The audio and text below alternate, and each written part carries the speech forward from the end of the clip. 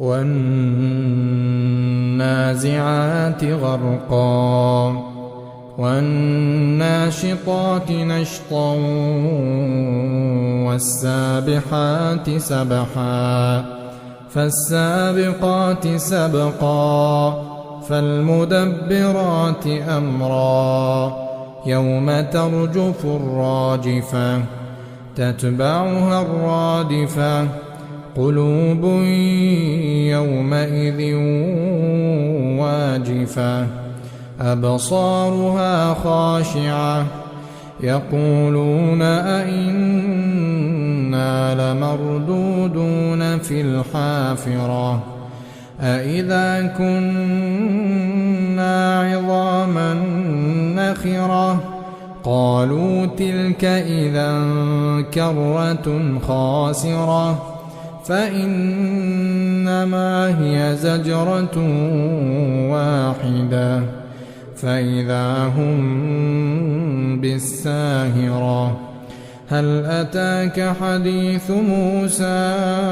إذ ناداه ربه بالواد المقدس طوى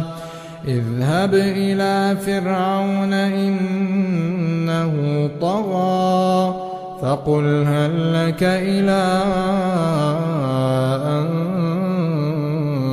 تزكى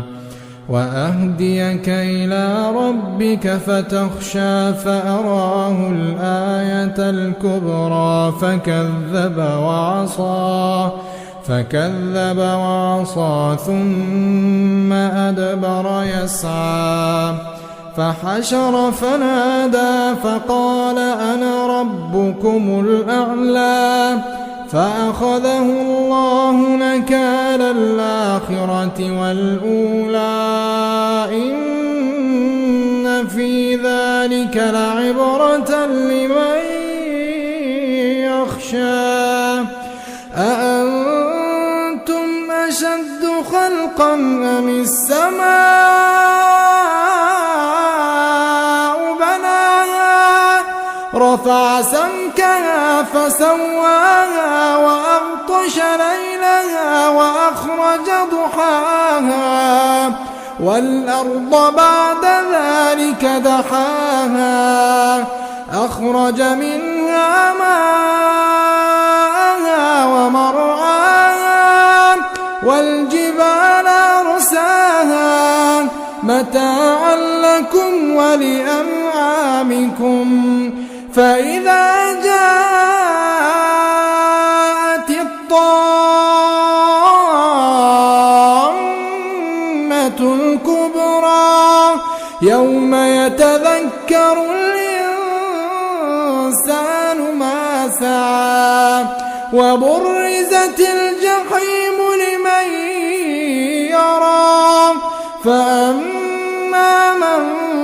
طغى وآثر الحياة الدنيا فإن الجحيم هي المأوى وأما من خاف مقام ربه ونهى النفس عن الهوى فإن الجنة هي المأوى يسألونك عن الساعة أيان مرساها فيم أنت من ذكراها إلى ربك منتهاها إنما أنت منذر من يخشاها كأنهم يوم يرونها لم يلبثوا إلا عشية أو